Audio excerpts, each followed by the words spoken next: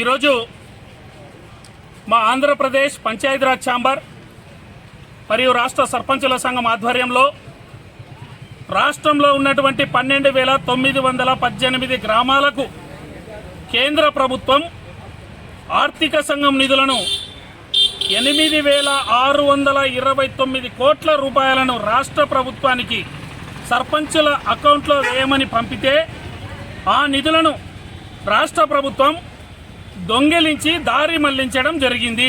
సర్పంచుల సంతకం లేకుండా, గ్రామ పంచాయతీ తీర్మానం లేకుండా, గ్రామ సభ ఆమోదం తెలపకుండా దొంగిలించి దారి మళ్లించడం జరిగింది.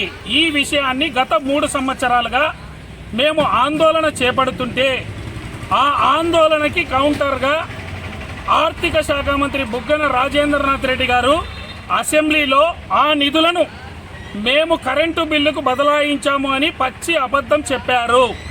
ఇది అబద్ధమని చెప్పి మేము గత 24వ తారీఖు ఆంధ్రప్రదేశ్ పంచాయతీరాజ్ ఛాంబర్ ఆధ్వర్యంలో మా అధ్యక్షుడు రాజేంద్ర ప్రసాద్ గారి నాయకత్వంలో ఒక జూమ్ కాల్ ఏర్పాటు చేసుకొని పంచాయతీరాజ్ దినోత్సవం రోజున బుగ్గన రాజేంద్రనాథ్ రెడ్డి గారు అసెంబ్లీలో అబద్ధం చెప్పారు, మీరు కరెంటు బిల్లుకు బదలాయించామని.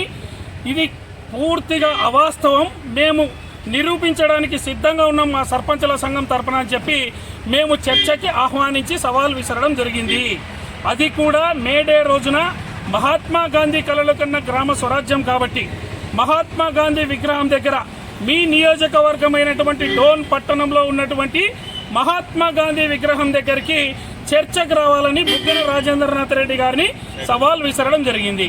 అయితే ఇందుకు బదులుగా నిన్న రాత్రి సడన్గా మన పోలీసు అధికారుల నుంచి ఎస్ఐ గారి దగ్గర నుంచి నాకు నోటీస్ రావడం జరిగింది.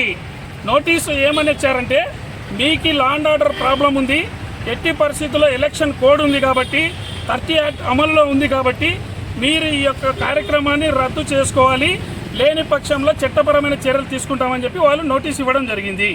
అయితే నేను అదే సిఐ గారు ఎవరైతే నోటీస్ ఇచ్చారో ఆ సిఐ గారి దగ్గరికి వెళ్ళి మేము అనుమతి కోరడం జరిగింది.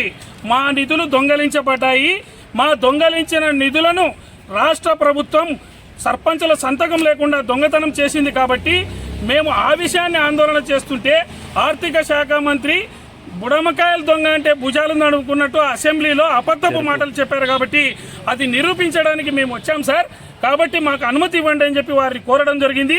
అయితే ఎన్నికలు ఉన్నాయి కాబట్టి ఎలక్షన్ కోడ్ ఉంది కాబట్టి మేము అనుమతి లేదని వాళ్ళు చెప్పారు. కాబట్టి మేము ఎలక్షన్ కోడ్ను గౌరవిస్తూ, అధికారులను గౌరవిస్తూ, చట్టాన్ని గౌరవిస్తూ, న్యాయాన్ని గౌరవిస్తూ, ధర్మాన్ని పాటిస్తూ, వాళ్ళకంటే చట్టం లేదు, న్యాయం లేదు, ధర్మం లేదు, వాళ్ళకి ఎటువంటి పరిస్థితుల్లో ప్రజలంటే ప్రేమ లేదు.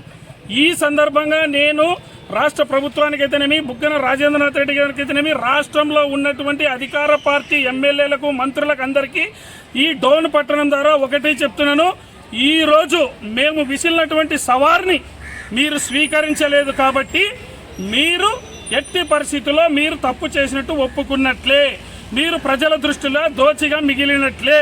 కనీసం ప్రెస్లో కూడా మీరు కౌంటర్ ఇవ్వలేని పరిస్థితుల్లో ఈరోజు ఉన్నారు.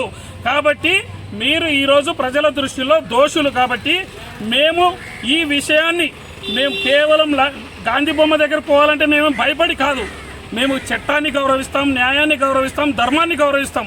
వీళ్ళకి దొంగతనాలు చేసేటువంటి ధర్మం అది కాదు.